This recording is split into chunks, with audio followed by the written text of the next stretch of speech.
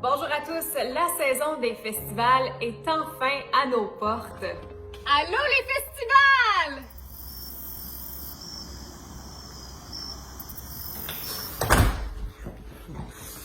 Il n'y a pas gros de festivals à la porte cette année, en tout cas. Et oui, pandémie oblige, il y a plusieurs festivals qui ont été annulés, qui ont migré vers le web, mais il y a aussi de nouveaux festivals numériques qui ont vu le jour et j'avais envie d'en partager deux avec vous qui commencent cette semaine, un en humour et l'autre en cinéma.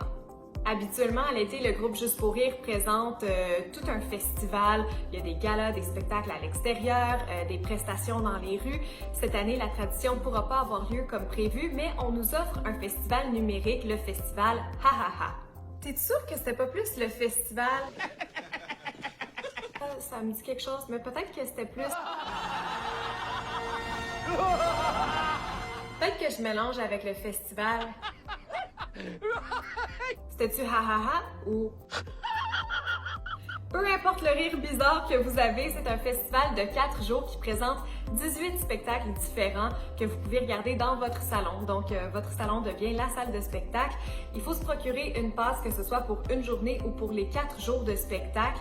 Et lorsque vous achetez votre billet, on vous envoie un lien de visionnement unique, ce qui veut dire que vous ne pouvez pas le partager avec tout le monde.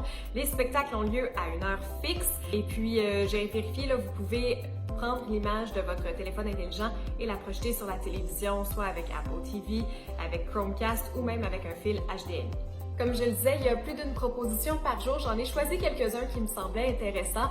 Ce soir, l'animateur Jean-Sébastien Girard présente Retour sur leur premier gala. Donc, il reçoit 3 de ses humoristes préférés pour parler de leur première expérience avec Juste pour rire.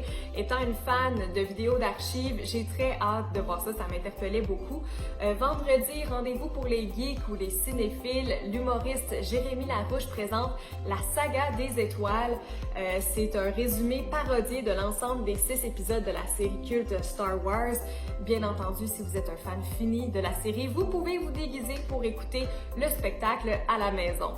Samedi, pour les gens qui ont beaucoup suivi Mathieu Dufour sur Instagram en direct avec le Coronavirus, vous serez heureux d'apprendre qu'il sera de retour en direct avec des anecdotes et des surprises. Et si vous aimez rire de l'actualité, je vous propose ce dimanche l'actu à Louis T. Donc l'humoriste va s'amuser à nous faire un résumé des 2 derniers mois, mais il va s'adresser aux spectateurs comme si on était dans le coma pendant ce temps-là. Alors, il y a beaucoup de choses qui ont changé, on va se le dire, au cours des 2 derniers mois. On s'entend que si tu m'avais dit que j'allais laver des bananes en revenant de l'épicerie, je t'aurais ri d'en face. Bref, tous les détails sont sur le site internet du nouveau festival Ha Ha Ha.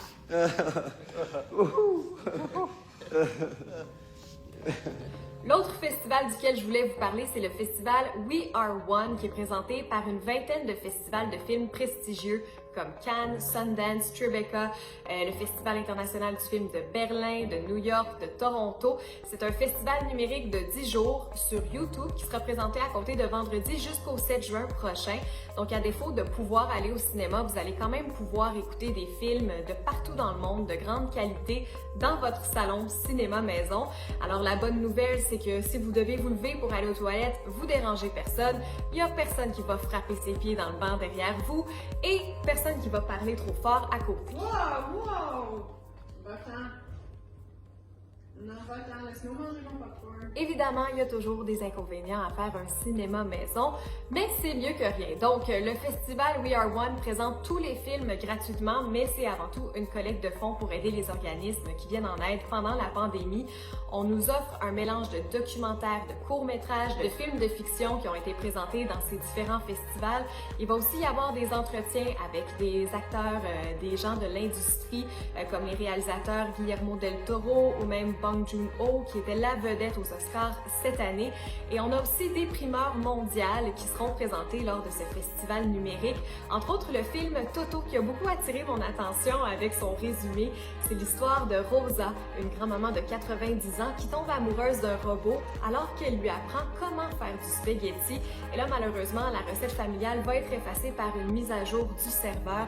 Donc, c'est vraiment un court-métrage hommage aux traditions familiales à voir donc en fin de semaine.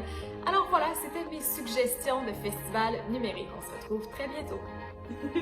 T'as vraiment l'air de Yoda. May the force be with you.